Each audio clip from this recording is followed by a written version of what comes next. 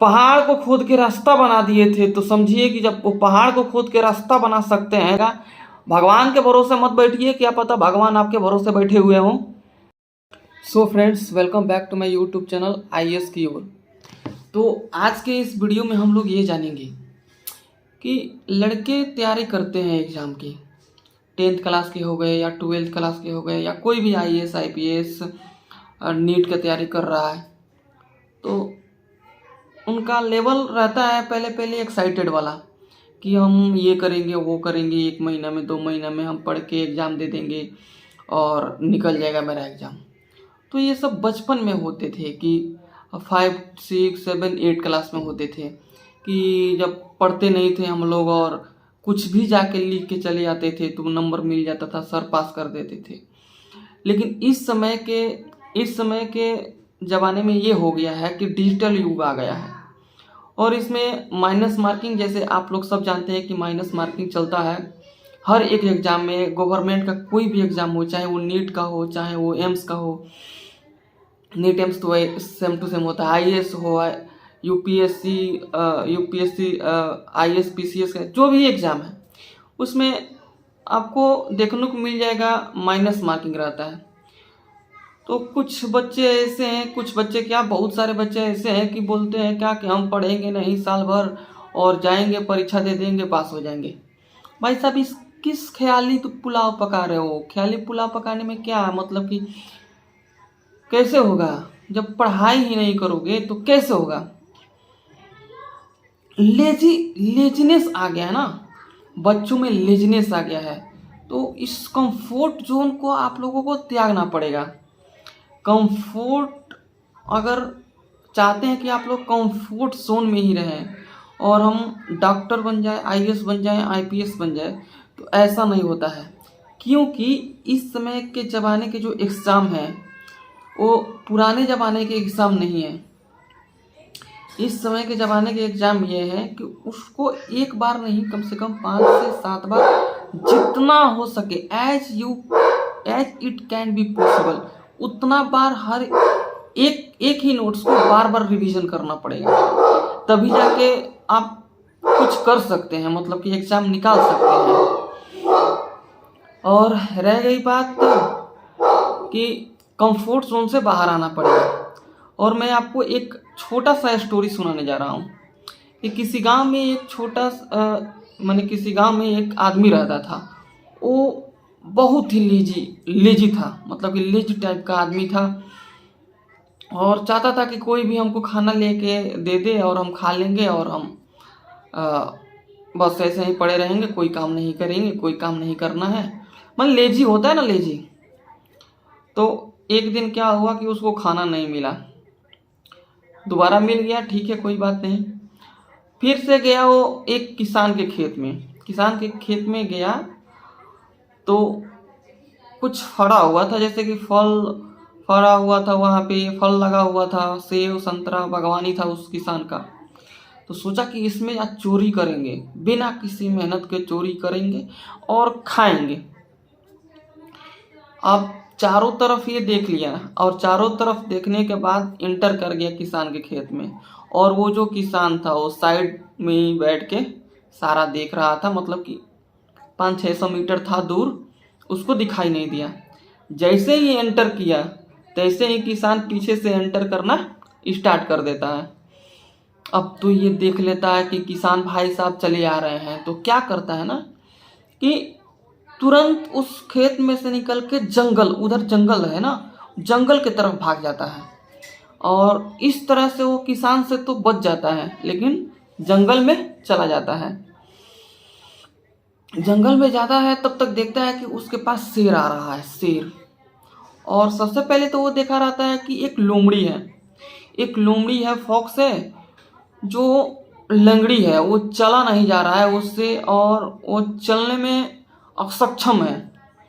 और वहाँ पे उसके पास शेर आ रहा है, सारे जानवर इधर से उधर भागे और जो चोर भाई साहब थे वो भी क्या किए कि ऊपर चढ़ गए, मतलब कि पेड़ पर चढ़ गए अपनी जान को बचाने के लिए।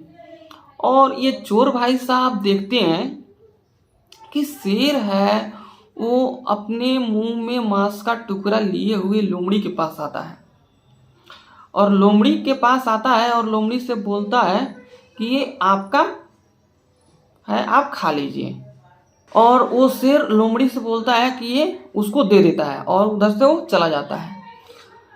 तब ये चोर सोचता है कि शेर लेके आ गया, उसको लोमड़ी को दे दिया, तो मेरे लिए भी कोई ना कोई होगा जो मेरे को ला के देगा और मैं खाऊंगा। अब देखिए क्या मतलब कि अब क्या करता है, चोर उस जंगल से बाहर आता है और एक सड़क के किनारे बैठ जाता है। बैठने के बाद से क्या होता है कि वो इंतजार करने लगता है कि कोई आएगा उसको और खिलाएगा। लेकिन 2 से 3 दिन बीत जाते हैं, ना कोई आता है, ना उसको पूछता है, ना उसको खिलाता है।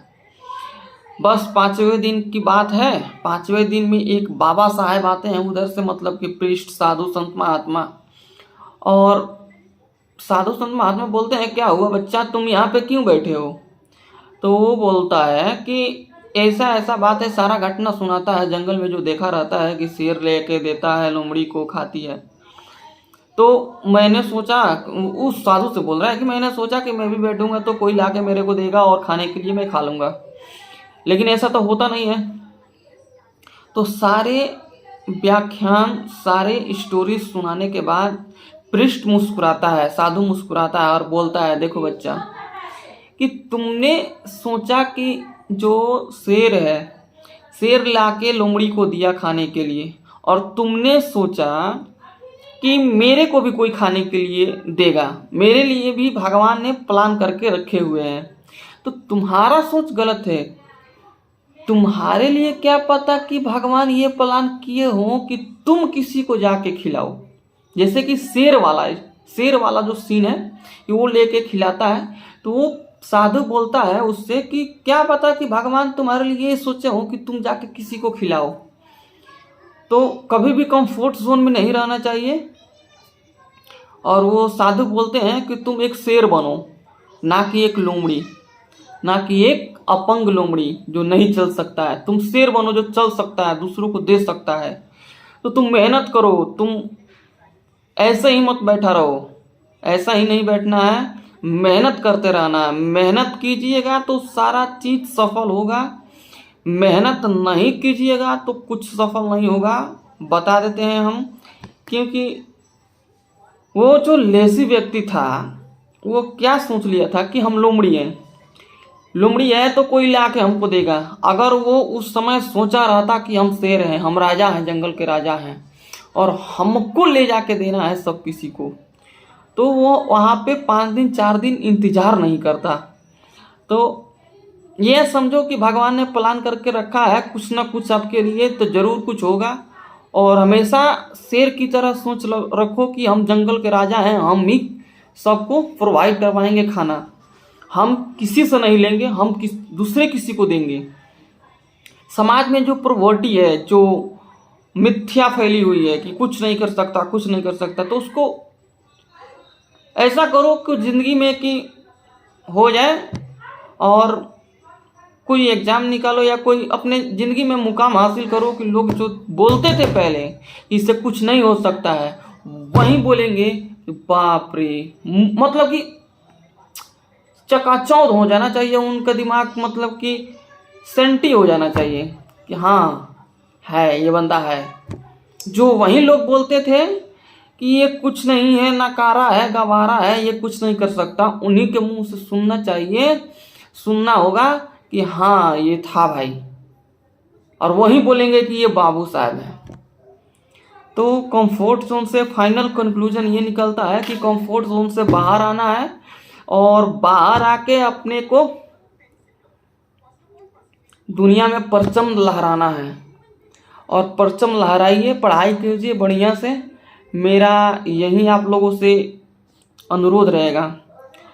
तो ऐसे ऐसा वीडियो हम लाते रहते हैं, हफ्ता में 2 या 3 बार लाते रहेंगे। तो क्या कीजिए आप लोग, मेरे चैनल को साइड में लाल बटन है उसको दबा के और क्लिक कीजिए कि ताकि जितना भी हमारा वीडियो है मोटिवेशन से रिलेटेड, वो सारा के सारा मोटिवेशन रिलेटेड वीडियो आपके नोटिफिकेशन बार में जाए।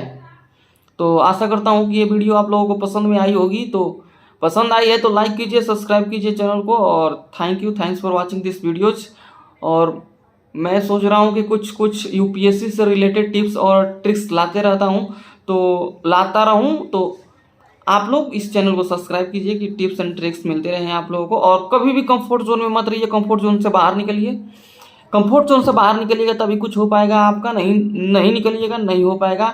भगवान के भरोसे मत बैठिए, क्या पता भगवान आपके भरोसे बैठे हुए हों। पहाड़ को खोद के रास्ता बना दिए थे, तो समझिए कि जब वो पहाड़ को खोद के रास्ता बना सकते हैं तो अपने ज़िंदगी में संघर्ष करके आप क्यों नहीं रास्ता अपना खुद चुन सकते हैं, अपना बना सकते हैं। तो वहीं बोले हैं कि भगवान के भरोसे ना बैठिए, क्या पता भगवान आपके भरोसे बैठे हों। तो भगवान के भरोसे नहीं बैठना है, मेहनत करना है, मेहनत करते जाना है, मेहनत करते जाना है। एक न एक दिन सफलता जरूर मिलेगी आपको।